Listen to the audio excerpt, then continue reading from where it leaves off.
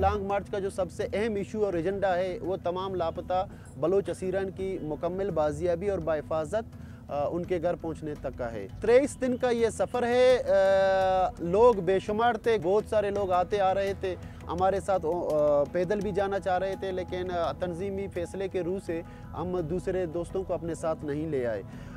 मुश्किलात कोई नहीं था, 1% भी हमें मुश्किलात पेश नहीं आई, क्योंकि तुरबत से लेकर सरियाब तक पूरा बलोच एरिया है और पूरे बलोच एरिया में हर कोई हमें जानता है, बाय नेम जानता है। और जिस मकसद के लिए हम निकले हैं, जिस दर्द को सहते हुए, उनका भी दर्द यही है। वो इसी आग में सुलग रहे हैं, उनके भी भाई गुमशुदा हैं, उनके भी बच्चे गुमशुदा हैं।